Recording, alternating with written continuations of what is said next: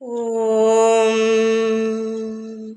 ഗുരുബ്രഹ്മ ഗുരുർവിഷ്ണു ഗുരുദേവോ മഹേശ്വര ഗുരു സാക്ഷാത് പരബ്രഹ്മ തസ്മൈ ശ്രീ ഗുരവേ നമഃ.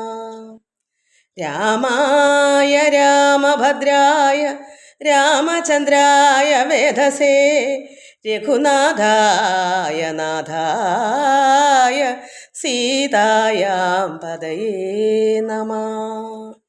എല്ലാ ഭക്തമക്കൾക്കും എൻ്റെ വിനീതമായ പ്രണാമം. എല്ലാവർക്കും എല്ലാ നന്മകളും ശാന്തിയും സമാധാനവും ഈശ്വര കൃപയും നല്ല അറിവുകളും ഉണ്ടാകണമെന്ന് പ്രാർത്ഥിക്കുന്നു. എല്ലാവർക്കും ഈശ്വര കൃപ ഉണ്ടാകണമെങ്കിൽ നമുക്ക് കുറച്ച് ജ്ഞാനങ്ങളൊക്കെ അറിയണം. അതാണ് നമ്മളിത് വായിക്കുന്നത്, ഇതെല്ലാം മനസ്സിലാക്കണം.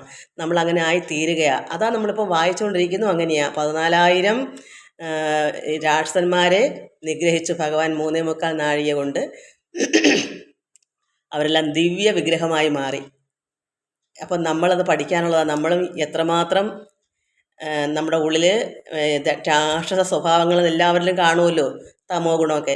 അത് മാറി നമ്മളൊരു ദിവ്യ വിഗ്രഹമായി മാറണം. ദിവ്യ വിഗ്രഹം വെച്ചാൽ ശരീരം.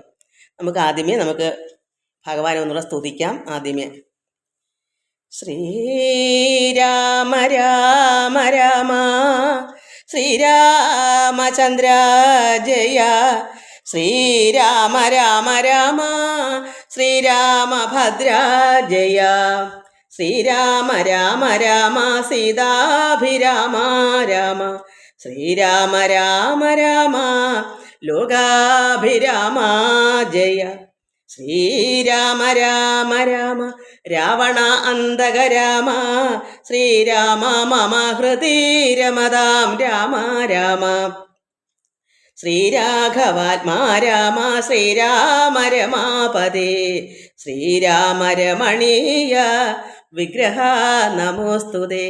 രമണീയ വിഗ്രഹനാണ് ഭഗവാൻ. വിഗ്രഹം ശരീരം. ഭഗവാൻ അങ്ങനെയുള്ള ശരീരത്തോടു കൂടിയവനാണ്. നാരായണായ നമോ നാരായണായ നമോ നാരായണായ നമോ നാരായണായ നമ. ശ്രീരാമനാമം പാടി വന്ന പൈങ്കിളിപ്പെണ്ണേ ശ്രീരാമചരിതം നീ ചൊല്ലിയിടൂ മടിയാതെ. ശാരിക പൈതൽ താനും വന്ദിച്ചു വന്ദ്യന്മാരെ ശ്രീരാമസ്മൃതിയോടെ പറഞ്ഞു തുടങ്ങിനാൾ. നമുക്ക് ഇനി അതിൻ്റെ ബാക്കി വായിക്കാം. കഴിഞ്ഞ പ്രാവശ്യം വായിച്ചതിൻ്റെ ബാക്കി. ശൂർപ്പണഖ ചെന്ന് ഹരനോട് വീണപേക്ഷിച്ചു. ശ്രീരാമ ഭഗവാന്റെയും സീതയുടെയൊക്കെ രക്തവും മാംസമൊക്കെ കഴിച്ചേ അവർക്ക് ഇതിൻ്റെ ആഗ്രഹം നിറവേറ്റാൻ പറ്റുള്ളൂ. രക്തവും വേണം, മാംസവും വേണം. ആദ്യം 14 രാക്ഷസന്മാരെ പറഞ്ഞു വിട്ടു. അവരെ ഭഗവാൻ വധിച്ചു. എന്നിട്ട് വീണ്ടും ചെന്നു അഭയം പറഞ്ഞു. നിന്നോട് അയച്ച 14 പേര് എന്ത് ചെയ്യും, എങ്ങോട്ട് പോയി? അത് തെക്കോട്ട് പോയി, തിരിച്ചു വരത്തില്ല എന്ന് പറഞ്ഞു. വീണ്ടും 14,000 പേരെയാണ് അങ്ങോട്ട് വിട്ടേക്കുന്നത്. അപ്പോൾ ഭഗവാൻ അതെന്ത് ചെയ്തു? 3.25 നാഴിക കൊണ്ട് ഭഗവാൻ തന്നാൽ ഊഴിയിൽ അത്രയും അവരെ വധിച്ചിട്ട് അപ്പോഴെന്ത് വന്നു? രാവണ ഭഗനെ ഊഴിയിൽ വീണു. എത്രയും പേരെയും ഇത്രയും സമയം കൊണ്ട് 1.5 മണിക്കൂറേ അന്നേരം ഉള്ളു. അത്രയും സമയം കൊണ്ട് ഒറ്റയ്ക്ക് നിന്ന് പൊരുതി അവരെ മൊത്തവും വധിച്ചു. അപ്പോൾ മരിച്ച നിശാചരർ, ആ രാക്ഷസന്മാർ എന്തായി വന്നു? 14,000 ധരിച്ചാരല്ലോ. എന്താ? ഉള്ള ശരീരം എങ്ങനെ? ദിവ്യ വിഗ്രഹം, നല്ല ശുദ്ധമായ ദിവ്യ തേജസ്സോടു കൂടിയ ശരീരമായി മാറിയവരെല്ലാവരും. ദിവ്യമായതു ആ ശരീരം ധരിച്ചാരല്ലോ. അവരുടെ നല്ല ഒരു ശരീരമായി മാറി ദിവ്യ വിഗ്രഹമായി. ആ രാക്ഷസ സ്വഭാവം അത് നമ്മൾ പഠിക്കണം. നമ്മളിലും ഉണ്ട് ചില രാക്ഷസ സ്വഭാവങ്ങളും വേണ്ടാത്തതൊക്കെ ഉണ്ട്. ഇതിൽ നിന്നെല്ലാം നമുക്കും ഭഗവാനെ പ്രാർത്ഥിച്ചൊക്കെ വരുമ്പോൾ നമ്മളും ഒരു ദിവ്യ വിഗ്രഹമായി മാറണം. ഇതാണ് നമ്മൾ പഠിക്കുന്നത്. ഇതിൽ കൂടെ നമ്മൾ അങ്ങനെ നന്നാവേണ്ടത്. അല്ല ഇത് മാത്രം പഠിച്ച് രാമായണം വായിക്കാൻ പഠിക്കുക, നമ്മളെ പഠിക്കാനാണ് ഇത് തന്നേക്കുന്നത്. മരിച്ച നിശാചർ 14,000 ധരിച്ചാരല്ലോ ദിവ്യ വിഗ്രഹം. അതു നേരം അപ്പോഴെന്തു വന്നു? ഭഗവാനിൽ നിന്ന് ജ്ഞാനവും ലഭിച്ചതു രാഘവൻ പക്കൽ നിന്ന്. അപ്പോൾ ആ നല്ല തേജസ്സോടുകൂടി ആ ശരീരം വന്നപ്പോൾ ഭഗവാന്റെ കയ്യിൽ നിന്ന്, രാഘവൻ്റെ കയ്യിൽ നിന്ന് നല്ല നല്ല ജ്ഞാനങ്ങൾ ലഭിച്ചു. മാനസേ പുനരവരേവരും അത് നേരം എന്ത് വന്നു, രാമനെ പ്രദക്ഷിണം ചെയ്തുടൻ നമസ്കരിച്ച് ആമോദം പൂണ്ട് കൂപ്പി സ്തുതിച്ചാർ പലതരം പല രീതിയിൽ ഭഗവാനെ അങ്ങോട്ട്. കാരണം ദിവ്യ വിഗ്രഹമായ അവിടെ ഉള്ളിലെ ആ അഹങ്കാരമായിരുന്ന രാക്ഷസ സ്വഭാവം, രാത്രിയാണല്ലോ നിശാചരൻ എന്നാൽ രാത്രി അത്ര അന്ധകാരം പിടിച്ച അറിവില്ലായ്മയുള്ളവരാണല്ലോ അവർ. നല്ല ശുദ്ധമായി മാറിയപ്പോൾ ഭഗവാനെ തിരിച്ചറിയാൻ പറ്റുന്നു. അതിനു മുമ്പ് അറിയത്തില്ല. അന്ധകാരമല്ലേ ഇവിടെ ഉള്ളം നിറച്ച്.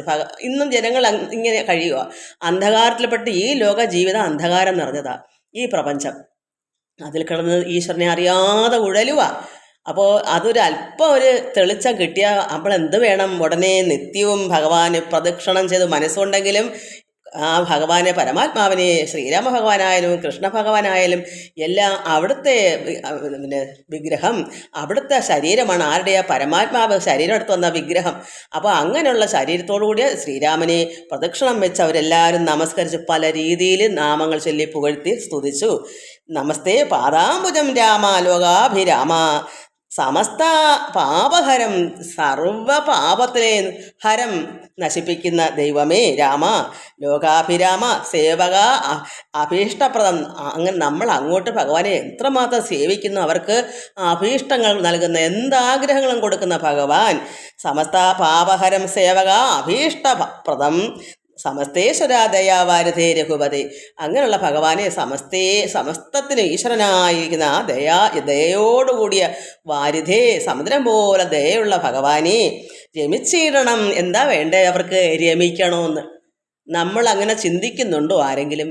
പരമാത്മാവിനെ രമിക്കണമെന്ന് നമ്മൾ വെറുതെ അല്പം പ്രാർത്ഥിക്കുന്നു, നമുക്ക് മറ്റ് ചിന്തയിലേക്ക്. അതാണ് ബൈബിളിലും കിടക്കുന്ന എന്താ? വിഗ്രഹാരാധന. എന്താ വിഗ്രഹാരാധന? നമുക്ക് ഇന്ന് നമ്മുടെ ദേഹമാകുന്ന വിഗ്രഹത്തെയാണ് ആരാധിക്കുന്നത്. എപ്പോഴും എനിക്ക് ഇന്ന് എന്താണ്, എൻ്റെ ശരീരത്തിനെ നോക്കണം, ഇന്ന് എന്ത് കഴിക്കണം, ഇന്ന് നല്ല വസ്ത്രം ധരിക്കണം, സ്വർണ്ണങ്ങൾ വേണം, ആടയാഭരണം. ഇതാണ് ആരാധന. എപ്പോഴും ശരീരമേ എപ്പോഴും ഈശ്വര എന്നുണ്ടെങ്കിൽ എന്താണ്? ആരെ ആരാധിക്കുന്നത്? ഈശ്വരനെ. ആ സമയത്ത് നമ്മൾ എന്താ ചിന്തിക്കുന്ന? എല്ലാവരും ഈ ലോക ജീവിതത്തിൽ കിടക്കുന്നവരെല്ലാം എനിക്ക് എങ്ങനെയാണ്, ഞാൻ എങ്ങനെ എന്ന് വെച്ചാൽ ഈ ശരീരമാണ് ഞാൻ. അപ്പോൾ അതിന് വേണ്ടുന്ന എല്ലാ ആരാധനകളും എപ്പോഴും നേരം വെളുത്താൽ ഇരുട്ടോളം ആരാധനയായി ദേഹത്തിന് വേണ്ടി. അതുകൊണ്ട് ആ ബൈബിളിൽ കിടക്കുന്ന വിഗ്രഹാരാധന പാടില്ല. അപ്പോഴും നമുക്ക് ഈശ്വരനെ അറിയാൻ പറ്റുകയില്ല. നമ്മൾ എപ്പോഴും എന്തിൻ്റെ പുറകെ പോകും? ഈ ശരീരത്തിൻ്റെ പുറകെയാണ്. ഇന്ന് എങ്ങനെ ഒരുങ്ങണം, ഇന്ന് എവിടെ പോകണം, എന്ത് കഴിക്കണം, എങ്ങനെ ചെയ്യണം, എന്ത് ജോലി, ഇതെല്ലാം ശരീരത്തിന് വേണ്ടുന്നതാണ് നമ്മൾ നടത്തുന്നത്. ആത്മാവിന് വേണ്ടത് എന്തെങ്കിലും ഇതിനകത്തുണ്ടോ? അതുകൊണ്ട് ബൈബിളിൽ കിടക്കുന്നത് തെറ്റിദ്ധരിച്ചാണ് ഈ അറിവില്ല. കാരണം ബൈബിളത് വായിക്കുന്നത് ഉൾക്കൊള്ളാൻ കഴിവില്ലാത്തവർക്ക് അത് മൊത്തം തെറ്റിദ്ധാരണയായിട്ടേ വരത്തുള്ളൂ. അവർ ധരിക്കുന്നത് നമ്മളൊക്കെ കൃഷ്ണനെ വെച്ച് പൂജിക്കുന്ന വിഗ്രഹാരാധനയാണെന്ന്, അതാണെന്നാണ് കരുതുന്നത്. പക്ഷെ അതല്ല. നമ്മളെ തന്നെ നമ്മൾ സ്നേഹിക്കുന്നതാണ് വിഗ്രഹാരാധന. കാരണം 24 മണിക്കൂർ നമ്മളെ പറ്റിയുള്ള ചിന്തയാണ്. ഈ ചിന്തയാണല്ലോ ആരാധന. ഏത് സമയവും ഇപ്പം നന്മയെപ്പറ്റി തന്നെ എപ്പോഴും ചിന്തിക്കണം, നന്മ നിറയ്ക്കും. അപ്പം ദുഷ്ടത്തരങ്ങളാണ് എപ്പോഴും ചിന്തിച്ചുകൊണ്ടെങ്കിൽ ആ ദുഷ്ടത്തരത്തിലേക്ക് കടന്നു പോകും. നമ്മൾ ഈശ്വരനെയാണ് എപ്പോഴും ചിന്തിക്കുന്നത്, ഈശ്വരാരാധന. നമ്മൾ എപ്പോഴും ശരീരത്തെ പറ്റിയാണ് ചിന്തിച്ചുകൊണ്ടിരിക്കുന്നത്, നമ്മൾ ശരീരത്തിന് വിഗ്രഹാരാധന, അതാണ് വിഗ്രഹാരാധന. അത് സ്വർണവും പണവും എല്ലാം അതിൽ ഉൾപ്പെടും. എപ്പോഴും സ്വർണം പറഞ്ഞിരിക്കുകയാണെങ്കിൽ എപ്പോഴും ധനം. അപ്പം നമ്മൾ എപ്പോഴും ഈ ലോകത്തിൽ ഈ ധനത്തിനെയും സ്വർണത്തിനെയും പണത്തിനെയും ആരാധിച്ചിരിക്കുന്നു. അതെല്ലാം നമ്മുടെ ശരീരത്തിന് വേണ്ടുന്നതാണ്. അതാണ് വിഗ്രഹാരാധന എന്ന് പറയുന്നത്. അപ്പോൾ നമുക്ക് വേണ്ടുന്ന ആരാധന മാത്രം പോരാ. അത് 2ാം സ്ഥാനത്ത് കൊടുത്ത് ഈശ്വരാരാധന 1ാം സ്ഥാനം വെക്കണം. അല്ലാതെ വിഗ്രഹാരാധന വെച്ചാൽ വിഗ്രഹത്തെ വെച്ച് പൂജിക്കുന്നതല്ല എൻ്റെ അർത്ഥം. പക്ഷേ എല്ലാവരും അതിനെപ്പറ്റി അറിയാത്തത് കൊണ്ടാണ് ഇത് അങ്ങനെ ചിന്തിക്കുന്നത്. ആരാധന എന്ന് പറഞ്ഞാൽ എപ്പോഴും മനസ്സിൽ ഇപ്പം ദുഷ്ടത്തരം കംസൻ എന്താ? എൻ്റെ ശത്രുവായ കൃഷ്ണൻ. അപ്പോഴെന്താ? അതൊരു ആരാധനയാണ്. ദുഷ്ടതരത്തിലാണെന്നേ ഉള്ളൂ. അപ്പം മോശം കിട്ടിയില്ലേ? അപ്പോൾ നമ്മുടെ മനസ്സിൽ എന്താ എപ്പോഴും ചിന്തിക്കേണ്ടത്? എപ്പോഴും ഭഗവാനെ പ്രദക്ഷിണം ചെയ്ത് ആരാധിക്കുക. അതുകൊണ്ട് അവിടെ പറയുന്നത് സമസ്ത പാപഹരം സേവക അഭീഷ്ടപ്രദം. ഭഗവാനെ നമ്മളെപ്പോഴും സേവിച്ചുകൊണ്ടിരിക്കുമ്പോൾ നമുക്ക് വേണമെന്നെല്ലാം ഭഗവാൻ തന്നോളും. നമ്മളിങ്ങനെ ശരീരത്തിന് വേണ്ടി ആരാധിക്കേണ്ട. അതെല്ലാം നമ്മൾ ഈശ്വരനെ വിട്ടുകൊടുക്കുക, സമർപ്പിക്കുക. അപ്പോൾ ഭഗവാൻ നമുക്ക് അഭീഷ്ടങ്ങളെല്ലാം തരുന്ന ഭഗവാനാണ്. സമസ്തേശ്വര ദയാവാരിധേ രഘുപതേ. അത്രത്തോളം ദയാവാരിധയാണ്. സമുദ്രം പോലെ ദയ നൽകുന്ന ഭഗവാനാണ്. അങ്ങനെയുള്ള അതിൽ നമ്മൾ രമിച്ചിടണം. നമ്മുടെ ശരീരത്തെ അല്ല നമ്മൾ രമിക്കണം. നമ്മൾ പരമാത്മാവ് നമ്മുടെ ഉള്ളിലുണ്ട്. ആ പരമാത്മാവായിരിക്കുന്ന ഭഗവാൻ നമ്മളെ രമിക്കുക. നമുക്ക് അതിൻ്റെ അതാണ് ഹനുമാന്റെ ഹൃദയം നെഞ്ചു പിളർപ്പോൾ അവിടെ ആരായിരുന്നേ? സീതാദേവിയും ഇത് അല്ലയോ പരമേശ്വരൻ എന്ന് പറയുന്നത് എല്ലാം ഒന്ന് തന്നെ. ഈ ശ്രീരാമഭഗവാനും അല്ലേ ഇരുന്നത്. അതാണ് അതിൽ ഉള്ളിലിരിക്കണം. അതാണ് രമിക്കുക. നമ്മുടെ ഉള്ളിൽ എപ്പോഴും പരമാത്മാവിനെ രമിക്കുക എന്ന് വെച്ചാൽ അതിൽ ചേർന്നിരിക്കുക. നമ്മൾ തന്നെ ഇരിക്കുക. ഹൃദയത്തിൽ എപ്പോഴും ആ ചൈതന്യമൂർത്തിയായിരിക്കുന്ന ആ ഭഗവാൻ പരമാത്മാവ് തന്നെയാണ് നമ്മൾ വേണ്ടത്. അത് ഏത് രൂപമാവാം. കൃഷ്ണനാണോ, സീതയാണോ, പാർവതിയാണോ, സരസ്വതിയാണോ, എന്തായിക്കോട്ടെ, ഹനുമാനാണോ, അല്ലെങ്കിൽ നമുക്ക് എന്താ നമ്മുടെ എപ്പോഴും നമുക്ക് ഇഷ്ടപ്പെട്ട ദേവന്മാർ, അത് ശ്രീരാമനും സീതയാണോ, എങ്ങനെയായാലും നമുക്ക് ഉള്ളിൽ ഒരു ഈശ്വര ചൈതന്യം ഇതെല്ലാം ആണല്ലോ. അത് ഏത് രൂപമായാലും കുഴപ്പമില്ല. ഒരു രൂപം വേണ്ടേ? എനിക്ക് ഒരു രൂപവും ഇല്ല, എനിക്ക് ചൈതന്യം മാത്രമേ ഉള്ളൂ. ഞാൻ ആ ചൈതന്യത്തെയാണ് ഉൾക്കൊള്ളുന്നത്. അങ്ങനെയാണ് ഞാൻ നിറയുന്നത്. അത് എല്ലാവർക്കും ഇത് പറഞ്ഞു കൊടുക്കുമ്പോൾ ശ്രീരാമനെയും ശ്രീകൃഷ്ണനും എല്ലാം ആ ചൈതന്യമൂർത്തികളെയാണ് ഞാൻ അതിൻ്റെ ഇപ്പോൾ ഭാഗവതം എടുക്കുമ്പോൾ അവിടെ ശ്രീരാമൻ്റെ കഥ അല്ലാത്തതുകൊണ്ട് അവിടെ ഭഗവാൻ നാരായണനായ കൃഷ്ണൻ്റെ കഥ പറയുന്നു. അപ്പോൾ അവിടെ ഉള്ളിൽ ആ ചൈതന്യത്തെ ഉൾക്കൊള്ളുന്നു. അത്രയേ ഉള്ളൂ. ഒരു ശരീരത്തെ ഞാൻ ഉള്ളിലാക്കുന്നില്ല. ഞാൻ എൻ്റെ ഉള്ളിൽ ആ പരമാത്മാവിൻ്റെ ചൈതന്യത്തെ ഉൾക്കൊള്ളുന്നത്. ഓരോരുത്തർക്കും ഓരോ രീതിയാണ്. അതുകൊണ്ട് അങ്ങനെയുള്ള ആ ചൈതന്യത്തിൽ നമ്മൾ രമിക്കണം. അതാണ് ആനന്ദം. അങ്ങനെ രമിച്ചിരണം ചിത്തം നമ്മുടെ ഉള്ളം. അങ്ങനെയുള്ള ഭവതി രമാപതേ, ആ സീതാദേവിയുടെ ഭർത്താവായ രഘുപതേ എന്നിൽ രമിക്കണം. എന്നിൽ അത് എപ്പോഴും ഒരു ഭക്തൻ പരമാത്മാവിനും ഈശ്വരൻ, ഒരു ഭക്തനിലും ഭക്തൻ ഈശ്വരനിലും, അതാണ് നമ്മൾ തന്നെ ആ ഹൃദയത്തിൽ ആ ഈശ്വരൻ്റെ ശക്തി, ഈശ്വര ചൈതന്യം, ആ ആനന്ദം നമ്മുടെ ഉള്ളിൽ നിറയണമേ, രമിക്കണമേ. ത്വൽപാദാംബുജം നിത്യം ധ്യാനിച്ചു മുനിജന ഉത്ഭവ മരണ ദുഃഖങ്ങളെ കളയുന്നു. ത്വൽപാദാംബുജം, അങ്ങനെയുള്ള പരമാത്മാവിനെ അല്ലെങ്കിൽ ശ്രീരാമനെ അല്ലെങ്കിൽ ശ്രീകൃഷ്ണനെ നിത്യവും ധ്യാനിച്ചിട്ട് എന്ത് ചെയ്യുന്നു? മുനിജനങ്ങൾ, മഹർഷിമാർ, മുനിജനങ്ങളൊക്കെ എന്താ ചെയ്യുന്ന? നിത്യവും പ്രാർത്ഥിച്ചാൽ നമ്മൾ മനസ്സിലാക്കണം. നമുക്കും അങ്ങനെ ആകാനായി തരുന്നത് ആ മുനിജനങ്ങൾ. ഉത്ഭവ മരണ, ഉത്ഭവം എന്താ? ജനനം, ഉത്ഭവിക്കുന്നു. ഉത്ഭവ മരണ, ജനന മരണം. അപ്പം നമുക്ക് എന്തു ചെയ്യും? ഈ മുനിമാർ എപ്പോഴും ഭഗവാനെ ഇങ്ങനെ ധ്യാനിച്ചിരിക്കുന്നത് എന്തിനാ? നിത്യവും ഉത്ഭവം, ജനനം, ജനിക്കുക, മരിക്കുക എന്നുള്ള ദുഃഖങ്ങളെ കളയുന്നു. ജനന മരണം ദുഃഖങ്ങളാണ്. അതിനെ കളയിട്ട് ആനന്ദ നിർവൃതിയിലേക്ക് പോകുന്നതാണ് സായുജ്യം. അവിടെ ഈശ്വരനായിട്ടാണ് പിന്നെ അടുപ്പം. അതുകൊണ്ട് ഇങ്ങനെയുള്ള മഹാത്മാക്കൾ ഇവിടെ ജനന മരണങ്ങളായ ദുഃഖങ്ങളെ അവർ മാറ്റുന്നു, കളയുന്നു. മുൽപ്പാട് മഹേശനെ തപസ് ചെയ്ത് സന്തോഷിപ്പിച്ച്, ഇതാരാ പറയുന്നത്? ഈ 14,000 പേരും ഭഗവാനെ പ്രാർത്ഥിക്കുന്നതാണ്. അവർ ദിവ്യദേഹമായി മാറി, അവർ തേജസ്സോടുകൂടി ശരീരമായി മാറിയിട്ട് ഭഗവാന്റെ പ്രദക്ഷിണം ചെയ്ത് ഭഗവാനെ പ്രാർത്ഥിച്ചുകൊണ്ട് ഇങ്ങനെ ഭഗവാനിൽ ഞങ്ങൾക്ക് രമിക്കണം, ഭഗവാനിൽ ഞങ്ങൾക്ക് ചേരണം, ഇത് പ്രാർത്ഥിച്ചുകൊണ്ട് പറയുക. നമ്മളും അങ്ങനെ ചെയ്യണം. നമ്മളെ ഉള്ളിലെ അഹങ്കാരങ്ങൾ, അന്ധകാരങ്ങളാണ് ഇവിടെ പറയുന്നത്. ഇവിടെ ഈ 14,000 പേരെന്ന് പറഞ്ഞാൽ അന്ധതയിൽപ്പെട്ട് കണ്ണു കാണാത്ത അജ്ഞാനികളുടെ കാര്യമാണ്. നമ്മളും ഒരു അജ്ഞാനി, അറിവില്ല നമുക്ക്, നമ്മൾ അന്ധകാരത്തിൽ കിടന്ന് കഷ്ടപ്പെടുക. അപ്പോൾ നമുക്കും ഒരു ഇതുപോലുള്ള വചനങ്ങൾ കേൾക്കുമ്പോൾ എൻ്റെ ഉള്ളിലെ ഈ രാക്ഷസ സ്വഭാവം, ഈ നിശാചര രാത്രീഞ്ചരൻ എന്ന് വെച്ചാൽ അതിൻ്റെ അർത്ഥം കണ്ണ് കാണാതെ അന്ധകാരത്തിൽ പെട്ടുകിടക്കുന്ന അറിവില്ലായ്മ, മൂഢാത്മാക്കൾ. അവർക്ക് ഒരല്പം വെളിച്ചം ഇങ്ങനെ വന്നുകൊണ്ടിരിക്കും. നമുക്കും ഇതുപോലെ ആരെങ്കിലും ഒരു വചനം കേൾക്കുമ്പോൾ എനിക്കും അങ്ങനെ ആകണം, എനിക്കും എൻ്റെ ഭഗവാനെ പ്രാർത്ഥിക്കണം, അങ്ങനെ അപ്പോൾ നമ്മളൊരു ദിവ്യദേഹമായി മാറും. തേജസ്സോടുകൂടിയൊരു ദേഹമായി മാറുമ്പോൾ നമുക്കും ഇതുപോലെ ജനന മരണങ്ങൾക്കെല്ലാം നമുക്ക് മോചനം കിട്ടണം. നമ്മുടെ പാപങ്ങളെല്ലാം ഭഗവാൻ മാറ്റിക്കൊള്ളും. അവിടെ നേരത്തെ പറഞ്ഞു സമസ്ത പാപഹരം, സമസ്ത പാപത്തിനെയും നശിപ്പിക്കുന്ന ഹരം ഇല്ലാതാക്കുന്ന ഭഗവാനാണ്. അപ്പോൾ അവിടെ പ്രദക്ഷിണം ചെയ്ത് ഭഗവാനെ പ്രാർത്ഥിച്ച് വരുമ്പോൾ നമുക്ക് ജനന മരണങ്ങളിൽ നിന്നെല്ലാം നമ്മൾ മോചനമാകും. ഭഗവാൻ തന്നെ ലയിക്കും, ചിത്തം നമ്മൾ രമിക്കും, ഭഗവാൻ തന്നെ രമിക്കും. മുൽപ്പാട് മഹേശനെ ഇവർ മുമ്പ് ഈ 14,000 പേരും പറയുന്നു ഭഗവാനെ മുമ്പ് മഹേശനെ തപസ് ചെയ്ത്, പരമശിവനെ തപസ് ചെയ്ത് സന്തോഷിപ്പിച്ചു ഞങ്ങൾ. ഇവർ മുന്നേ ഈ രാക്ഷസന്മാരായിട്ട് വരുന്നതിന് മുമ്പ് ഈ 14,000 പേര് പറയുന്നു നേരത്തെ മുമ്പ് വെച്ചാൽ അതിന് മുമ്പ് ഈ രാക്ഷസരായിട്ട് ജനിക്കുന്നതിന് മുന്നേ ഞങ്ങൾ ഭഗവാനെ തപസ് ചെയ്തു, പരമേശ്വരനെ തപസ് ചെയ്ത് സന്തോഷിപ്പിച്ചിട്ട് ഞങ്ങളുടെ മുമ്പിൽ പ്രത്യക്ഷനായി ഭഗവാൻ പ്രത്യക്ഷനായി. അന്നേരം ഭേദവിഭ്രമം തീർത്ത് സംസാര വൃക്ഷ മൂലഛേദന കുഠാരമായി ഭവിക്ക ഭവാനിധി പ്രാർത്ഥിച്ചു. ഞങ്ങൾ മഹാദേവനോട് അതുമൂലം ഓർത്തരുൾ ചെയ്തു പരമേശ്വരൻ അതുനേരം. കാരണം എല്ലാ ഭേദവിഭ്രമങ്ങളെല്ലാം തീർത്ത് സംസാര വൃക്ഷം എന്താണ്? ഈ ലോക ദുരിതങ്ങളാകുന്ന സംസാരം, അതിൽ നിന്നെല്ലാം സംസാര വൃക്ഷമൂല ഛേദന കുഠാരമായി ഭവിക്കുക. ഈ സംസാര ദുഃഖത്തിൽ നിന്നെല്ലാം ഛേദിച്ച് കളയുക. ജ്ഞാനമാകുന്ന കുഠാരം വെച്ചാൽ ജ്ഞാനമാകുന്ന വാള്. ഈ ജ്ഞാനം അറിവ് അങ്ങോട്ട് ഇറങ്ങി ചെല്ലുമ്പോൾ അതാണ് ജ്ഞാനമാകുന്ന വാള്, അല്ലെ ജ്ഞാനാഗ്നി. മറ്റ് ദുഷ്ടതകളെല്ലാം അഗ്നി കൊണ്ട് എരിച്ചു കളയും. ജ്ഞാനമാകുന്ന അഗ്നി അല്ലെ ജ്ഞാനമാകുന്ന വാള്, ഇത് രണ്ടും തുല്യം തന്നെയാണ്. അപ്പം നമ്മളിലിരിക്കുന്ന ഭക്തിയാകുന്ന അറിവാകുന്ന ആ വാള് നമ്മുടെ ഉള്ളിലേക്ക് ഇഴിഞ്ഞിറങ്ങുമ്പോൾ ഈ മരം മുറിക്കുന്ന വാള് കൊണ്ട് മരം എങ്ങനെയാ ഛേദിക്കുന്നത്, അതുപോലെ ആ ജ്ഞാനമാകുന്ന വാൾ അങ്ങോട്ട് ഇഴിഞ്ഞിറങ്ങുമ്പോൾ അറിവാണ് ആ വാൾ അല്ലെങ്കിൽ അഗ്നി. ഇതിറങ്ങുമ്പോൾ ഉള്ളിലിരിക്കുന്ന അന്ധകാരമായിരിക്കുന്ന അഹങ്കാര കുശുമ്പുകളെല്ലാം തന്നെ ഛേദിച്ച് കളയും. അതാണ് ഇവിടെ അവർ പറയുന്നത്. അങ്ങനെ ഛേദന കുഠാരമായി ഭവിക്കുക. അങ്ങനെ ഭഗവാൻ അന്ന് പ്രത്യക്ഷപ്പെട്ട് പറഞ്ഞു. എങ്ങനെയാ? അറിവാകുന്ന വാള്, ജ്ഞാനാഗ്നി എന്നും പറയാം. ജ്ഞാനമാകുന്ന കുഠാരമാകുന്ന വാള് കൊണ്ട് അകത്തിരിക്കുന്ന അന്ധകാരത്തെ എങ്ങനെയാ ഛേദിച്ച് കളയുന്നേ? ഈ നല്ല ചിന്തകൾ, നല്ല ജ്ഞാനമാകുന്ന ഭക്തിപരമായിരിക്കുന്ന എല്ലാം ഇഴിഞ്ഞങ്ങോട്ട് ഇറങ്ങുമ്പോൾ മറ്റതെല്ലാം ഒഴുകിപ്പോകുന്നതിനാണ് ഇത് പറയുന്നത്. വെട്ടിക്കളയുക. അത് അറിവാകുന്ന ആ ഭക്തിയായിട്ടിരിക്കുന്ന ജ്ഞാനവും ഭക്തിയും സ്നേഹവും പ്രേമവും എന്നാൽ എല്ലാം കൂടെ വരുമ്പോൾ ഈശ്വരൻ അതിലേക്ക് ഇഴിഞ്ഞിറങ്ങുന്ന ജ്ഞാനം ചെല്ലുമ്പോൾ ഇതിനെയെല്ലാം ദൂരെ മാറ്റും, ഛേദിച്ച് കളയും. ഒറ്റ വെട്ടിന് ഛേദിക്കുന്ന പോലെ എല്ലാ അഴുക്കളെയും പെട്ടെന്ന് മാറ്റിക്കളയും. അങ്ങനെയുള്ള ഭഗവാൻ. അതുകൊണ്ട് അങ്ങനെ ആയി ഭവിക്കുക ഭവാനിധി പ്രാർത്ഥിച്ചു ഞങ്ങൾ മഹാദേവനോട്. അതുമൂലം ഭഗവാൻ അപ്പുറം പ്രത്യക്ഷമായത് എന്താണ്? അതുമൂലം ഓർത്തരുൾ ചെയ്തു. പരമേശ്വരൻ എന്താ പറഞ്ഞത്? പരമേശ്വരൻ അതുനേരം യാമിനി രാത്രീശ്വരന്മാർ, നിശാചരന്മാരാ, രാക്ഷസന്മാരെന്നും പറയാം. ഇങ്ങനെ യാമിനീശ്വരന്മാരെ ജനിക്ക നിങ്ങളിനി. അങ്ങനെ ഭഗവാൻ അവിടെ പ്രത്യക്ഷപ്പെട്ട് പറഞ്ഞു കൊടുത്തു.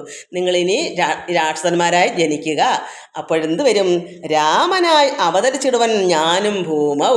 നിങ്ങളിനി ചെന്ന് രാക്ഷസന്മാരായ അപ്പം ഒറ്റയടിക്ക് ഇതെല്ലാം കറതീർത്ത് ഈ ഒരു യുദ്ധത്തിൽ കൂടി എല്ലാവരും രക്ഷ പ്രാപിപ്പാനുള്ളതാണ് അവിടെ അന്ന് കൊടുത്ത വരമാത്. അതുകൊണ്ട് അവരെ രാക്ഷസന്മാരായി ജനിച്ചതാണ്. ഇതെല്ലാം ഭഗവാൻ ശ്രീരാമനോട് ഇവർ പറയുക. പരമേശ്വരൻ നിങ്ങൾക്ക് പ്രത്യക്ഷമായി ഞങ്ങൾക്ക് പറഞ്ഞു, നിങ്ങൾ രാത്രീഞ്ചരന്മാരായി ചെന്ന് ഭൂമിയിൽ ജനിക്കൂ. അപ്പോഴെന്ത് വരും? രാമനായി അവതരിച്ചിടുവാൻ ഞാൻ പരമേശ്വരൻ ആരാ? നാരായണൻ തന്നെയാ. ഇത് ഒരു വടക്ക് രണ്ട് പക്ഷി എന്നതുപോലെ അന്നത്തെ ആ വാക്കും ഭൂമിദേവി നിന്ന് കരുതി പ്രാർത്ഥിച്ചപ്പോൾ ഭഗവാൻ നാരായണൻ അവതരിക്കാൻ ശ്രീരാമ ഭഗവാനായിട്ട് ദശരഥ മഹാരാജൻ്റെ ഭവനത്തിൽ ജനിച്ചോളാം എന്നുകൊണ്ട് എല്ലാവരും ഒറ്റ വാക്കിൽ ഇത് രണ്ടും സാധിക്കുകയാണ്. അങ്ങനെ ഒരു കാര്യം കൊണ്ട് രണ്ടെണ്ണം സാധിക്കുന്നു. അന്ന് പറഞ്ഞ വാക്കാണ് ഇവിടെ രാമനായി അവതരിച്ചിടുവാൻ. ആരാ? ഈ പരമശിവൻ. അന്ന് ഞാനും അതായത് ഭഗവാൻ ശ്രീരാമനായിട്ട് വരുന്നത് ഭൂമിയിൽ ഭൂമൗ ഞാനും അന്ന് അവതരിക്കും. അത് പരമശിവൻ, അത് ഭഗവാൻ നാരായണൻ തന്നെയാണ്, അല്ലാതെ വേറൊന്നല്ല. ഇതെല്ലാം ഒന്ന് തന്നെ. അങ്ങനെ ഞാനും ഭൂമൗ രാക്ഷസ ദേഹന്മാരാ നിങ്ങളെ ഛേദിച്ച് അന്ന് മോക്ഷവും തന്നിടുവാനില്ല സംശയമേതും. അപ്പോൾ അന്ന് ഈ 14,000 പേരും അങ്ങനെ വന്നതാണ്. ആ ഭഗവാൻ അന്ന് മുമ്പ് പറഞ്ഞ വാക്കാണ് അവിടെ നിന്ന് സാധിക്കുന്നത്. ഈ 14,000 പേരെയും ഭഗവാൻ പരമശിവൻ ശ്രീരാമനായിട്ട് വന്ന് അവരെ ഛേദിച്ചു. രാക്ഷസദേഹം, ഈ രാക്ഷസന്മാരായ ദേഹം ഛേദിച്ചു കളഞ്ഞു. അപ്പോൾ ഈ യുദ്ധത്തിൽ അങ്ങനെ ഛേദിച്ച് അന്ന് മോക്ഷവും തന്നിടും എന്ന് മുമ്പേ പറഞ്ഞിരുന്നു. അപ്പോഴാണ് ശ്രീരാമഭവൻ അവതരിച്ചതും ഈ രാക്ഷസന്മാരെ ഈ ഖരനൊക്കെ 14 പേരെ വിട്ടതും ഇവരെല്ലാം അങ്ങനെ മുക്തനായി. ആ രാക്ഷസ ദേഹത്തിൽ നിന്ന് ദിവ്യദേഹമായി വന്നു, പരമാത്മാവിൽ ലയിച്ചു ചേർന്നു. എന്താ കാരണം? പണ്ട് ഭഗവാൻ കൊടുത്ത വരം. ഇപ്പം ഈ 14,000 പേര് ആരെന്ന് മനസ്സിലായോ? അവർ നിശാചരായിട്ട് വന്നതാ ഭഗവാന്റെ ഇവർ നന്നാവാൻ വേണ്ടി. നിങ്ങൾ ഇങ്ങനെ ചെല്ലുമ്പോൾ ഇതുപോലെ ഞാൻ അന്ന് അവതരിക്കും, അന്ന് നിങ്ങളെ ഇങ്ങനെ ജ്ഞാനമാകുന്ന വാളുകൊണ്ട് നിങ്ങളെ, അത് വൃക്ഷം, സംസാര വൃക്ഷം, അതാണ് നമ്മൾ വൃക്ഷങ്ങളാണ്, സംസാരമാകുന്ന വൃക്ഷങ്ങളാണ്. ഇത് ഈ 14,000 വൃക്ഷങ്ങളെയും ഈ ദുരിതങ്ങളാകുന്ന അറിവില്ലായ്മയാകുന്ന അന്ധകാരത്തിൽ നിറഞ്ഞു കിടക്കുന്ന ഈ രാക്ഷസന്മാരുടെ സ്വഭാവത്തെയാണ് ഇവിടെ എന്താ പറയുന്നത്? സംസാര വൃക്ഷം. സംസാരം എന്ന് വെച്ചാൽ ദുഃഖം ദുരിതങ്ങളാകുന്ന അന്ധകാരത്തിൽപ്പെടുന്ന ഈ പ്രപഞ്ചം, അതിൽ ജനിക്കുന്ന നമ്മളെല്ലാവരും അങ്ങനെയുള്ള വൃക്ഷങ്ങളാണ്. അതിൽ നിന്ന് നമ്മൾ തെളിയണമെങ്കിൽ വിദ്യയാകുന്ന ദേവി നമ്മളുടെ ഉള്ളിൽ വേണം. അങ്ങനെയാണ് നമുക്ക് അറിവ് നേടിയ നമ്മൾ ശുദ്ധമായ ദിവ്യമായ ദേഹം നമ്മൾ ഉണ്ടാകുന്നത്. നമ്മൾ ഇതിൽ നിന്ന് എന്താ പഠിക്കുക? നമുക്കൊരു ദിവ്യ ദേഹം ആക്കിയെടുക്കാം. നമുക്ക് ഇപ്പോൾ ഉള്ള ദേഹം ഇതിൽ വീണ്ടും വീണ്ടും ജനിക്കുക. അത് ബൈബിളിൽ തന്നെ കിടപ്പുണ്ട്. വീണ്ടും വീണ്ടും ജനിക്കുക. ഈ ജന്മത്തിൽ തന്നെ വീണ്ടും വീണ്ടും ജനിക്കുക. നമ്മൾ ഇന്നലെ ഉള്ള നമ്മളല്ല നാളെ. ഈ ദേഹത്തിൽ ഇരുന്നും കൊണ്ട് തന്നെ, ഈ ദേഹം നശിക്കുന്നതിന് മുമ്പേ തന്നെ നമ്മൾ ഇതിൽ തന്നെ ഇരുന്നും കൊണ്ട് ഇന്നത്തെ പ്രവൃത്തിയേക്കാൾ ഉപരി നാളത്തെ നന്മകൾ ഇരട്ടിക്കിരട്ടിക്ക് വന്നുകൊണ്ടേ ഇരിക്കുമ്പോഴാണ് നമുക്ക് അതുപോലെ ആവാൻ പറ്റും. അപ്പോൾ ദിവ്യമായ ഒരു ദേഹമായി മാറി മാറി മാറി മാറി പോകെ വിദ്യ അഭ്യസിക്കുന്നത് പോലെ 1 ന് 2 പോലെ ഇന്നലത്തെ ദേഹത്തു നിന്ന് ഇന്ന് ഒന്നും കൂടെ കവർ ചെയ്ത് ഈശ്വരനെ അറിഞ്ഞറിഞ്ഞറിഞ്ഞറിഞ്ഞ് പോകുന്നതിനാണ് ഇവിടെ ഇത് പറയുന്നത്. നമ്മൾ അങ്ങനെ ദിവ്യമായ ദേഹമായി മാറണം. അപ്പോഴേ ഈ അറിവുകളെല്ലാം നേടി നേടി വരുമ്പോൾ നമ്മൾ അങ്ങനെ ആയി മാറും. അല്ലാതെ ഇന്നത്തേക്കാൾ താഴേക്ക് പോകരുത്. ദുഷ്ടത നിറഞ്ഞ് അത് തന്നെ ആവർത്തിക്കുമ്പോൾ നമ്മൾ വീണ്ടും കുഴിയിലേക്ക് വീഴുക, നരകത്തിലേക്ക് പോവുകയെന്നുള്ള നമ്മൾ ഓർക്കണം. നമ്മൾ ഇന്നത്തെക്കാളും വേണ്ടുന്ന അറിവ് നാളത്തേക്ക് ഉണ്ടാക്കി വെക്കുന്ന രീതിയിലാണ് മുന്നോട്ട് പോകേണ്ടുന്നത്. അങ്ങനെ വരുമ്പോഴേ നമുക്കും ഇതുപോലെ ഭഗവാനിൽ രമിക്കാൻ പറ്റൂ.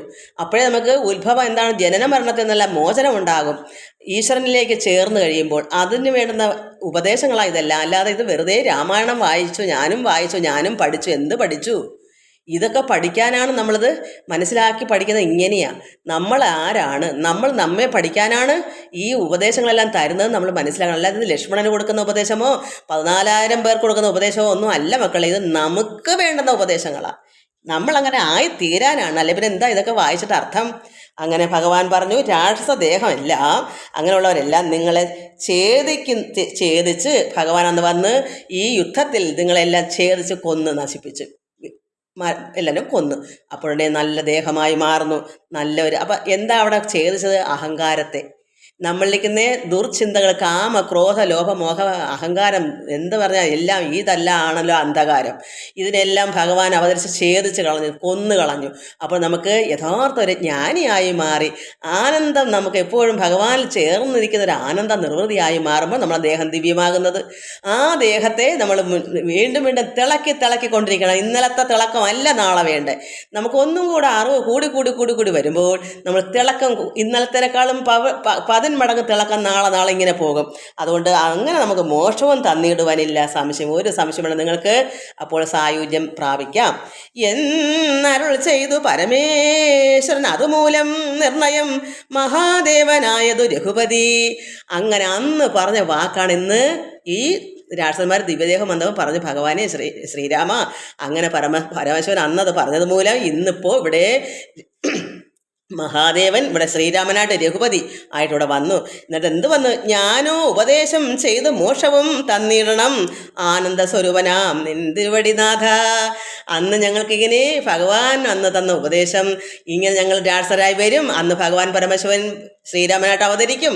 അന്ന് ഞങ്ങൾക്ക് ദിവ്യദേഹം തരും. അന്ന് ഭഗവാൻ ജ്ഞാനോ ഉപദേശങ്ങളെല്ലാം ചെയ്ത് ഞങ്ങൾക്ക് മോക്ഷവും തരും.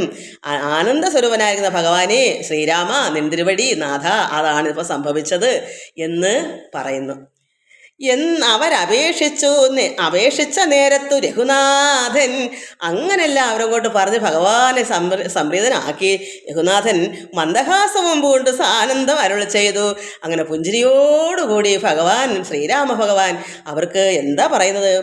വിഗ്രഹേ ഇന്ദ്രിയ മനപ്രാണ അഹങ്കാരാദികൾക്കൊക്കെ സാക്ഷിഭൂതനായത് പരമാത്മാ. വിഗ്രഹം ദേഹം, ഇന്ദ്രിയം 5 ഇന്ദ്രിയങ്ങൾ, ശ്വസനേന്ദ്രിയം, കേൾക്കുന്ന ശ്രവണേന്ദ്രിയം, നേത്രേന്ദ്രിയം, രസനേന്ദ്രിയം, ഇങ്ങനെയുള്ള ഘ്രാണേന്ദ്രിയം, ഇങ്ങനെയുള്ള എല്ലാ ജ്ഞാനേന്ദ്രിയം, ഈ ഇന്ദ്രിയങ്ങളെല്ലാം എന്ത് ചെയ്യണം? ഭഗവാൻ പറയുന്നതാണ്. എന്ത് ചെയ്യണം? വിഗ്രഹം അത് ശരീരം, ഇന്ദ്രിയ പഞ്ചേന്ദ്രിയങ്ങൾ, മനസ്സാകുന്ന ഇന്ദ്രിയം.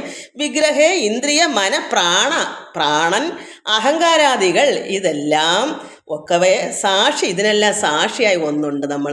ഈ ശരീരത്ത് ഈ പറഞ്ഞ ഇന്ദ്രിയങ്ങളും മനസ്സും പ്രാണനും പിന്നെന്താ അഹങ്കാരം ഇങ്ങനെയുള്ള എല്ലാം നമ്മുടെ ദേഹത്തുണ്ട്.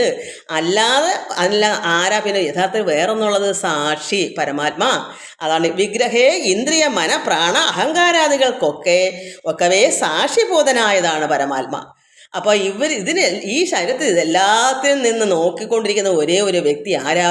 ഈശ്വരൻ പരമാത്മാ. അത് നമ്മുടെ ഉള്ളിലുണ്ട്. ജാഗ്രത സ്വപ്നാഖ്യാദ്യ അവസ്ഥാഭേദങ്ങൾക്കും മീതേ സാക്ഷിയാം പരം ബ്രഹ്മം സച്ചിദാനന്ദമേകം. ജാഗ്രലും അതായത് സ്വപ്നവും സുഷുപ്തി ഉണർന്നും ഇതും അതിനകത്തുണ്ട്. നമ്മുടെ ശരീരത്തിൽ എന്തൊക്കെയുള്ള ഉറക്കം, പിന്നെ ജാഗ്രല്, സ്വപ്നങ്ങൾ, എന്നുവെച്ചാൽ നമ്മൾ ഉണർന്നിരിക്കുന്ന അവസ്ഥ, ഉറക്കം, അതിൽ സ്വപ്നം, ഇത് അങ്ങനെയുള്ള അവസ്ഥാഭേദങ്ങൾക്കും മീതെ അതിൽ നിന്നെല്ലാം ഉപരിയായി സാക്ഷിയാം പരബ്രഹ്മം സച്ചിദാനന്ദമേകം. അപ്പം നമ്മുടെ ദേഹമാകുന്ന ഇതിനകത്ത് എന്തൊക്കെയാണ് ഉള്ളത്? ഈ ഇന്ദ്രിയങ്ങളും മനസ്സും പ്രാണനും പിന്നെ ശരീരവും പിന്നെ ജാഗ്രല്, സ്വപ്നം, സുഷുപ്തി, ഇതിൻ്റെ ഈ അവസ്ഥാഭേദങ്ങളൊക്കെയാണ് നമ്മുടെ ശരീരം. അതിർക്കും മേലെ എന്താ ഉള്ളത്? സാക്ഷിയാകുന്ന പരബ്രഹ്മ സച്ചിദാനന്ദം. അത് ഏകം, ഒരേ ഏകം വെച്ചാൽ ഒന്നായുള്ളത് സച്ചിദാനന്ദം, പരമാനന്ദം. ആ പരമാത്മാവ് ഏകനാണ്, ഇതിലെല്ലാം സാക്ഷിയായി ഇതിനകത്തുണ്ട്. ഈ ഇത്രയെല്ലാം നിറഞ്ഞിരിക്കുന്ന ശരീരത്തിനകത്ത് എന്തൊക്കെയാ? പ്രാണനും പിന്നെ അഹങ്കാരങ്ങളും ഇങ്ങനെയുള്ള ഇന്ദ്രിയങ്ങളും ഈ ശരീരത്തിനകത്ത് ഏകമായിരുന്ന ഒരേ ഒരു സാക്ഷിയായി നിൽക്കുന്ന പരബ്രഹ്മ, അത് ആനന്ദസ്വരൂപനാണ്, അത് സച്ചിദാനന്ദമാണ്, അത് ഏകനാണ്. ബാല്യ കൗമാരാദികളാകമാവായികളാം. അതായത് ബാല്യം, കൗമാരം, നമുക്ക് ഓരോരുത്തർക്ക് കുഞ്ഞായിട്ടിരിക്കുന്നു, ബാല്യം വരുന്നു, പിന്നെ കൗമാരം, അങ്ങനെയുള്ള യൗവനം, വാർദ്ധക്യം, ഇങ്ങനെയുള്ളത് വന്നും പോയി. ബാല്യ കൗമാരാദികളാകമാവായികളാം. അതായത് വരികയും പോവുകയും ചെയ്യുന്നവ. നമുക്ക് കൗമാരം വന്നിട്ട് അതങ്ങ് മാറിപ്പോകുന്നു, പിന്നെ അടുത്ത ഉടനെ യൗവനം വരുന്നു, അത് വന്നത് പിന്നെ അതങ്ങ് പോകുന്നു, പിന്നെ അതിൻ്റെ പുറകെ അതിൻ്റെ വാർത്ത, ഇങ്ങനെ ഓരോന്ന് വന്നും പോയി നിൽക്കുന്ന കാലാതി ഭേദങ്ങൾക്ക് സാക്ഷിയായ മീതെ നിൽക്കും ആരാ? ഈ പരമാത്മാ. ഇത് ഈ ബാല്യവും കൗമാരം എല്ലാം നമുക്കത് വന്നും പോയും ഇത് കാലങ്ങളാണ്. കാലങ്ങളിങ്ങനെ പൊക്കോണ്ടിരിക്കുന്നു, ഇത് വന്നും പോയി നിൽക്കുന്നു. അതൊക്കെല്ലാം മേലെ നിൽക്കുന്ന സാക്ഷിയാണ് ഈ പരമാത്മാ. ആ പരമാത്മാന് ഒരു വ്യത്യാസവും ഇല്ല, അത് പോകുന്നുമില്ല വരുന്നുമില്ല, അതോടെ ഉള്ളതാ. അത് ഈ ശരീരത്തിൻ്റെ ബാക്കി കാര്യങ്ങളെല്ലാം വന്നും പോയി നിൽക്കുന്നു. കൗമാരം വരുന്നു, യൗവനം വരുന്നു, ഇങ്ങനെ ഓരോന്ന് വരുന്നു പോന്നു, വരുന്നു പോന്നു. പക്ഷേ ആരും എവിടെ പോകാതെ യഥാർത്ഥമായി ഉള്ളത് എന്താണുള്ളത് ഇവിടെ? ആ സാക്ഷിയാകുന്ന പരബ്രഹ്മം തന്നെയാണ്. കാലാതി ഭേദങ്ങൾക്കും സാക്ഷിയായി മീതെ നിൽക്കും പരമാത്മാവ് പരബ്രഹ്മ ആനന്ദാത്മകം. ആ ആനന്ദ സ്വരൂപം മാത്രം ഇവിടെ അവിടെ ഉണ്ടോ? നമ്മളെ ആ ആനന്ദത്തെ കണ്ടെത്തിയ ആ ആനന്ദമേ പിന്നെ ഇവിടെ ശേഷം ബാക്കിയെല്ലാം ഇന്ദ്രിയങ്ങളൊക്കെ നമുക്ക് എല്ലാത്തിനും മാറ്റങ്ങളുണ്ട്, കാലങ്ങൾ കൊണ്ട് മാറുന്നുണ്ട്. ശരീരത്തിൻ്റെ വാർദ്ധക്യം വന്ന് മരണത്തിലേക്ക് പോകുന്നു, കാരണം ബാല്യവും കൗമാരം വന്ന് മാറി മാറിപ്പോയി അവസാനം നമ്മളിങ്ങനെ ആകുന്നു. ഇതിലെല്ലാം ഒരേ നിശ്ചലമായി നിൽക്കുന്ന ഒന്നെന്താണ്? സാക്ഷി പരമാത്മ. അതിന് കാലങ്ങളൊന്നും പോക്കുന്നില്ല അവിടെ. അതിൻ്റെതായ പവറിൽ തന്നെ അതുണ്ട്. ബാക്കിയൊക്കെ നമ്മുടെ ദേഹമൊക്കെ മറ്റെല്ലാം നമ്മൾ ജീർണിച്ച് അവസാനം നമ്മളെല്ലാം ഇതിലുള്ള സർവ്വതും പോകുന്നു. വന്നും പോയി നിൽക്കുന്ന കാലഭേദങ്ങൾ അനുസരിച്ച് തന്നെ ഓരോ സമയത്ത് ഓരോ രീതി. നമ്മൾ ജനിച്ചതണക്ക് ഇരിക്കണോ വയസ്സ് 70 ആകുമ്പോഴും അല്ലല്ലേ? അതെല്ലാം മാറിക്കൊണ്ടിരിക്കുന്നു. കാലഭേദങ്ങൾ അങ്ങനെ കാലങ്ങൾ പൊയ്ക്കൊണ്ടിരിക്കുമ്പോൾ ഇതിനെല്ലാം മാറ്റം വരുന്നത്. എന്നാൽ മാറ്റമില്ലാത്ത ഒന്നുണ്ട്, ഏതാണ്? പരമാത്മാവ് പരബ്രഹ്മ ആനന്ദാത്മകമാണ്. പരമം ധ്യാനിക്കുമ്പോൾ കൈവല്യം വന്നുകൂടും. അങ്ങനെയുള്ള പരമാത്മാവിനെ നമ്മൾ ധ്യാനിച്ചിരിക്കുമ്പോൾ എന്തുവരും? നമുക്ക് കൈവല്യം വന്നുകൂടും. ആ സാക്ഷിയെ, ആ പരമാത്മാവിനെ, ആ ആനന്ദ സ്വരൂപമായിരിക്കുന്ന ഈശ്വരനെ നമ്മൾ പ്രാർത്ഥിക്കുമ്പോൾ ധ്യാനിക്കുമ്പോൾ നമുക്ക് കൈവല്യം വന്നുകൂടും. ഈ വണ്ണം ഉപദേശം ചെയ്ത് മോക്ഷവും നൽകി. ഇത്രയെല്ലാം ഉപദേശങ്ങൾ ഭഗവാൻ പരമാത്മാവായ ശ്രീരാമൻ ഈ ദിവ്യദേഹമായി വന്ന അന്ധകാരങ്ങളെല്ലാം പോയി നന്മ ദിവ്യദേഹമായി വന്ന 14,000 പേർക്ക്, ഖരനുൾപ്പെടെ ദൂഷണനുൾപ്പെടെ തൃശ്ശിരാക്കൾ 3 തലയുള്ളവനും ഇവർക്കെല്ലാം ഭഗവാൻ ഇങ്ങനെ നല്ല ഉപദേശങ്ങൾ കൊട്ടിട്ട് പറയുന്നു. ഈ വണ്ണമെല്ലാം ഉപദേശം നിങ്ങളിങ്ങനെയെല്ലാം ആയിത്തീരണം. പരമാത്മായിരിക്കുന്ന ആ സാക്ഷി മാത്രമേ നമ്മുടെ ഉള്ളിൽ ഏകമായ ഒരു സാക്ഷിയുള്ളൂ. അത് ആനന്ദ സ്വരൂപനാണ്. ബാക്കിയെല്ലാം വന്നും പോയും നമ്മുടെ ദേഹത്തെ അവസാനം എന്തായി വരും? ഈ ദേഹം നശിച്ചു പോകും. അതങ്ങനെ ഇതെല്ലാത്തിനും മാറ്റം സംഭവിക്കുന്നതാണ്. മാറ്റമില്ലാത്ത ഏകമായ ഒന്ന് പരമാത്മാ തന്നെ മാത്രമേ ഉള്ളൂ. ഈ വണ്ണം ഉപദേശം എല്ലാം ചെയ്ത് മോക്ഷവും നൽകി. എന്നിട്ട് ദേവദേവേശൻ ജഗൽക്കാരണൻ ദാശരഥി രാഘവൻ 3.25 നാഴിക കൊണ്ട് കൊന്നാൻ വേഗന 14,000 രക്ഷോബലം. അങ്ങനെയെല്ലാം മോക്ഷമൊക്കെ നൽകി അവരെ വിട്ടിട്ട് ഭഗവാൻ ഈ 14,000 പേരെയും കൊന്നിട്ട് വേഗേന ചെന്ന് രക്ഷോബലം എല്ലാം ആയിട്ട് സൗമിത്രി സീതാദേവി തന്നോടും കൂടി വന്നു. രാമചന്ദ്രനെ വീണു നമസ്കാരം ചെയ്യാൻ. അപ്പം ഈ 14,000 പേർക്ക് ഈ ഉപദേശങ്ങളെല്ലാം കൊടുത്തിട്ട് അവരെ മോക്ഷത്തിലേക്ക് വിട്ടിട്ട് എന്ത് പറഞ്ഞു? എന്താ പിന്നെ വന്നത്? ശ്രീരാമനെ കാണണ്ടേ? അവിടെ ആരാ ഗുഹയിൽ പോയി ഇരിക്കുന്നത്? ലക്ഷ്മണനും സീതയല്ലേ, അവരിതൊന്നും അറിഞ്ഞിട്ടില്ലല്ലോ. ഇത്രയും 14 പേരെ കൊന്ന കാര്യങ്ങളും ഇവർ ദിവ്യദേഹമായി വന്നതും അവർക്ക് ഉപദേശം കൊടുത്തതും ഭഗവാനെ വലയം വെച്ച് പ്രദക്ഷിണം ചെയ്ത് തൊഴുത് അവരുടെ ചിത്തം അവരുടെ ഉള്ളിൽ പരമാത്മാവിനെ എപ്പോഴും വസിക്കണം, ആത്മാവിൽ ലയിക്കണം, ആനന്ദസ്വരൂപത്തെ ചേർന്ന് ലയിച്ച് ഒന്നായി മോക്ഷം നൽകിയിട്ട് ആ സമയത്ത് എന്ത് വന്നു? ലക്ഷ്മണനും സൗമിത്രി സീതാദേവി തന്നോടും കൂടി വന്ന് ഈ രാഘവൻ 3.25 നാഴിക കൊണ്ട് 14,000 രക്ഷോബലത്തെയെല്ലാം കൊന്നപ്പോൾ സൗമിത്രിയും സീതാദേവിയും ലക്ഷ്മണനും സീതാദേവിയും തന്നോടും കൂടി വന്നു, രണ്ടുകൂടെ ഒന്നിച്ച് വന്ന് രാമചന്ദ്രനെ വീണ് നമസ്കാരവും ചെയ്താൻ അവർ വന്ന് രണ്ടുപേരും സീതയും ലക്ഷ്മണനും ഭഗവാനെ വന്ന് നമസ്കാരം ചെയ്ത് പാദത്തിൽ ശസ്ത്രൗഘ നികൃത്തമാം ഭർത്തൃവിഗ്രഹം കണ്ടു മുക്ത ബാഷ്പോദം വിദേഹാത്മജ മന്ദം മന്ദം തൃക്കൈകൾ കൊണ്ട് തലോടി പൊറുപ്പിച്ചിടിനാൻ ഒക്കവേ പുണ്ണു അതിൻ വടവും മാച്ചിടിനാൾ എന്നുവെച്ചാൽ ഭഗവാന്റെ ശരീരത്തിൽ മൊത്തവും മുറിവ. ഈ അമ്പുകളിങ്ങനെ കവചമൊക്കെ കീറി ശരീരം മൊത്തവും കീറിയിട്ടുണ്ട്. അത് ശസ്ത്ര ഔഘ നികൃത്തമാം. അപ്പോൾ ശസ്ത്രം ഏറ്റ് ഭഗവാന്റെ ഈ ഇത്രയും പേരുടെ അമ്പുകൾ കുറേയൊക്കെ ഭഗവാന്റെ ദേഹത്ത് പറ്റിയില്ലയോ. അപ്പോഴത് വിഗ്രഹം ശരീരം, ഭർത്താവിൻ്റെ ശരീരം. വിഗ്രഹം വെച്ചാൽ മറക്കല്ലേ, കൃഷ്ണൻ്റെ ശ്രീമൻ്റെയും ഈ പ്രതിമയല്ല, ഈ വിഗ്രഹം എന്ന് പറയുമ്പോൾ നമ്മുടെ ശരീരത്തിനെ പറയാം. അപ്പോൾ ഈ ശസ്ത്രൗഘ നികൃത്തമാ, ഈ അമ്പുകളെല്ലാം വന്ന് ഭഗവാന്റെ ദേഹത്ത്, ശ്രീരാമൻ്റെ ദേഹത്ത് വന്ന് കൊണ്ടതെല്ലാം ആര് കണ്ടു? സീതാദേവിയെ വന്ന് കണ്ടപ്പോൾ മുക്ത ബാഷ്പോദം, അതായത് ഭർത്താവിൻ്റെ ശരീരത്തിനകത്ത് ഇത് കണ്ടപ്പോൾ കണ്ണുനീരുതിർത്ത്, കാരണം ഇത്രയും ദേഹം എല്ലാം മുറിഞ്ഞ് പുണ്ണുപോലെ പറ കുത്തിക്കൊണ്ടതെല്ലാം കൂടെ കണ്ടപ്പോൾ മുക്ത ബാഷ്പോദം കണ്ണുനീരിങ്ങനെ ഒഴുകി വന്ന് വിദേഹാത്മജ മന്ദം മന്ദം, ഈ സീതാദേവി മന്ദം മന്ദം തൃക്കൈകൾ കൊണ്ട്, അമ്മയുടെ ആ ദേവിയുടെ തൃക്കൈകൾ കൊണ്ട് തലോടി പുറത്ത് നമ്മുടെ ദേഹത്തൊക്കെ ഇരുന്ന ഭഗവാനേ, ഇങ്ങനെ നമ്മൾ ഇത്രയും സംഭവിച്ച് നമ്മൾ കണ്ണുനീരൊഴുകിക്കൊണ്ട് ആ ദേവി ഭഗവാന്റെ ശരീരത്തിൽ ഇങ്ങനെ എവിടെയൊക്കെ ഉണ്ടോ അതൊക്കെ ഇങ്ങനെ തടവി. ആ ഒരു പ്രത്യേക അനുഭൂതിയാണ് തടവ്. എൻ്റെ ദേഹമെല്ലാം ആ തടവൊക്കെ വന്നപ്പോൾ ദേഹം മൊത്തവും കോരി പെരുത്തേക്ക് ഒരു ആനന്ദ നിവൃത്തിയായി. അത് നമ്മൾ ഓർത്ത് ചെയ്യുമ്പോൾ നമുക്ക് അത് വരും. അമ്മ ചെയ്ത അതേ തടവക്കം ഞാൻ തടവി എൻ്റെ ദേഹത്ത്, അത് ഈ കൈ അമ്മയുടെ കൈ, ഈ ശരീരം ശ്രീരാമൻ്റെ കൈ, അതുപോലുള്ള അനുഭവം അത് നമുക്കുണ്ടാകണം. അത് നമുക്കുണ്ടാകുമ്പോഴാണ് നമ്മൾ ഇത് അമ്മ തടവി ശ്രീരാമൻ്റെ ദേഹത്ത്, ആ അനുഭൂതി നമുക്കുണ്ടാകണം. അതിപ്പോൾ എനിക്ക് ഇന്നിപ്പോൾ ഇത് വായിച്ചുകൊണ്ടപ്പോൾ ആദ്യമായിട്ടുള്ള സംഭവമില്ലേ, അപ്പോൾ എനിക്കതുണ്ടായി. അപ്പോൾ എന്താ, അതിലേക്ക് ഇഴിഞ്ഞിറങ്ങുന്നത് കൊണ്ട് അതുണ്ടാവുന്നത്. അപ്പോൾ എന്താ പറയുക, തൃക്കൈകൾ കൊണ്ട്, അമ്മയുടെ സീതയുടെ കൈകൾ കൊണ്ട് തലോടി പൊറുപ്പിച്ചിട്ട് ഞാൻ അതെല്ലാം തടവി പൊറുപ്പിച്ചു കണ്ണുനീരോടുകൂടി. എന്നിട്ട് ഒക്കവേ പുണ്ണും, ഇത് കുത്തി ഇങ്ങനെ തൊലിയൊക്കെ ഇങ്ങനെ പൊങ്ങി കഴിയുമ്പോൾ പുണ്ണ് പോലെ ഇരിക്കും. ആ പുണ്ണ് അതിന് വടുവും, അതങ്ങ് വല്ലാത്ത വടുവായിട്ട്, ഒരു വൃത്തിയട്ട വടുവായിട്ടിരിക്കും, ദേഹം മൊത്തവും വൃത്തിയാണ്. അപ്പോൾ അത് എന്തെങ്കിലും പുറത്ത് ഉണങ്ങി നന്നാവണ്ടേ, അതിന് അമ്മ തന്നെ തടവി ആ പുണ്ണെല്ലാം മാറ്റുന്ന അത്ര ശക്തിയോടുകൂടി ആ സ്നേഹമാകുന്ന, അതാണ് ആ സ്നേഹം വരുമ്പോൾ നമുക്ക് അതല്ലേ ഇതിന് നമ്മൾ പണ്ട് ഒരു ആടിന് ഇതുപോലെ അസുഖം വന്നപ്പോൾ എനിക്ക് അറിയത്തില്ല, ഇങ്ങനെ വന്നാൽ അങ്ങനെ വരും. ഞാനിങ്ങനെ സ്നേഹത്തോടെ തടവി ആ അസുഖം അപ്പോഴേ അതിൻ്റെ മാറി. അത് പിന്നെ അയവെട്ടി അയത്തോട് വെട്ടി പോച്ചതൊന്നും എല്ലാം വന്നു. അന്ന് പണ്ട് 10-40 വയസ്സുള്ളപ്പം അപ്പോൾ നമ്മൾ ചിന്തിച്ചാൽ നമ്മളിലുണ്ട് ഇതെല്ലാം നമ്മളിൽ തന്നെ ഉണ്ട്. പക്ഷെ നമുക്ക് അറിഞ്ഞുകൂടാ, ഒരാൾ പറഞ്ഞാൽ അതുകൊണ്ട് നമ്മളെല്ലാം അനുഭവിച്ച് പോകുന്നു. അന്നൊക്കെ ഒരുപാട് കാര്യങ്ങൾ, അന്ന് 7 നേരമൊക്കെ ഞാൻ പ്രാർത്ഥിക്കും, ഭയങ്കര ഭക്തിയായിരുന്നു. ആ സമയത്ത് നമ്മൾ അറിയുന്നില്ല, നമ്മളത് ഇങ്ങനെ ചെയ്യുന്നു, നമ്മളങ്ങനെ ചെയ്യുന്നു, അതങ്ങ് മാറുന്നു. അങ്ങനെ ആയിരുന്നു. ഇന്ന് ഇങ്ങനെ ഉണ്ടോ എന്ന് എനിക്കറിയത്തില്ല. അപ്പോൾ അന്ന് എനിക്ക് അങ്ങനെയൊക്കെ ഒരു അനുഭവം ഈശ്വരൻ തന്നതാണ്. അതിപ്പോൾ ഞാനത് മനസ്സിലാക്കുന്നു. അതുകൊണ്ട് അങ്ങനെ വേറെ ഒരുപാട് കാര്യങ്ങളുണ്ട്. അപ്പോൾ തൃക്കൈകളുണ്ട്, അമ്മയുടെ ദേവിയുടെ തൃക്കൈകൾ കൊണ്ട് തലോടി പൊറുപ്പിച്ചതിനാളൊക്കെ പുണ്ണും അതിന് വടവും മാറ്റിയതിനാൽ സർവ്വതും മാച്ചു അമ്മ പെട്ടെന്ന് തന്നെ. അപ്പോൾ അമ്മയുടെ ശക്തി ഒന്ന് നോക്കൂ, അത് നമുക്കുമുണ്ട്. നമ്മൾ ആ അമ്മ പ്രവർത്തിക്കും. എന്താ, നമ്മുടെ ഹൃദയം ശുദ്ധമാണെങ്കിൽ ആ അമ്മ നമ്മളിലും അതുപോലെ പ്രവർത്തിക്കും. അത് നമ്മൾ മനസ്സിലാക്കണം. അപ്പം നമുക്കും ഇതുപോലുള്ള അനുഭവങ്ങൾ നമുക്ക് സ്നേഹത്തോടുകൂടി ലാളിച്ച് നമുക്ക് ഇതുപോലെ നമ്മുടെ ഹൃദയത്തിൽ നിന്ന് വരുന്ന ഒരു പ്രത്യേകതയാണ്. അത് വരുമ്പോൾ നമ്മളും ഇങ്ങനെ തടവുമ്പം ഇത് മാറിപ്പോകും. അതുകൊണ്ട് എല്ലാം മാച്ചു കളഞ്ഞു. രക്ഷോവീരന്മാർ വീണ് കിടക്കുന്നത് കണ്ട് അവരുടെ ശരീരം, ദുഷ്ടതയുള്ള ശരീരം അവിടെ വീണ് കിടക്കുമല്ലയോ, അതൊന്നും പോയിട്ടില്ല. അത് അമ്മ ദേവി ഇത് കണ്ട് ലക്ഷ്മണൻ നിജഹൃദയ വിസ്മയം തേടിയിടിനാൽ.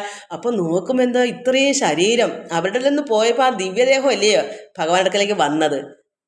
അതായത് പുറമേള ചട്ട അല്ലാത്ത ദേഹി ഭഗവാനത് കാണാമല്ലോ. അപ്പോൾ രക്ഷോവീരന്മാർ ഇത്രയും 14,000 രക്ഷോവീരന്മാർ വീണ് കിടക്കുന്നത് കണ്ടിട്ട് ലക്ഷ്മണൻ നിജഹൃതി വിസ്മയം തേടിയിരുന്നാൽ ഇതെന്താ ഇത്രയും ജനങ്ങൾ ഇത്രയും ദുഷ്ടന്മാരെ വധിച്ച് ഇത്ര 3.25 നാഴിക കൊണ്ട്. അങ്ങനെ രാവണൻ തൻ്റെ വരവുണ്ടിനി ഇപ്പോൾ എന്ന് ദേവദേവനും അരുൾ ചെയ്തിരുന്ന അരുളിനാൻ. അപ്പോൾ ഇനിയിപ്പോൾ രാവണൻ്റെ വരവ് വരും എന്ന് ഭഗവാനോടെ, കാരണം ഇത്രയും പേര് നിരന്ന് കിടക്കുമ്പോൾ ഇനി പിന്നെ രാവണനതിന് അടുത്തയാൾ കരനും 3 തലയുള്ളവനും ത്രിശിരസ് ത്രിശിരാക്കൾ അതൊക്കെ പോയി ഇങ്ങനെ നിരന്ന് കിടക്കുന്നുണ്ട്. രാവണൻ നിറഞ്ഞ് വെറുതെ ഇരിക്കും. അതുകൊണ്ട് ഭഗവാൻ പറഞ്ഞു രാവണൻ തൻ്റെ വരവുണ്ട് ഇനി ഇപ്പോൾ എന്ന് ദേവദേവനും അരുൾ ചെയ്തിരുന്ന അരുളിനാൻ. ഇനി ഒത്തിരി ഉണ്ട്, വായിച്ച് തീർക്കാം. നമുക്ക് അടുത്ത പ്രാവശ്യം വായിക്കാം. എല്ലാവർക്കും നമസ്കാരം. സമയം ഒരുപാട് അങ്ങ് പോകും മക്കളെ. എല്ലാവർക്കും നമസ്കാരം. ഹരി ഓം ഹരി ഓം ഹരി ഓം.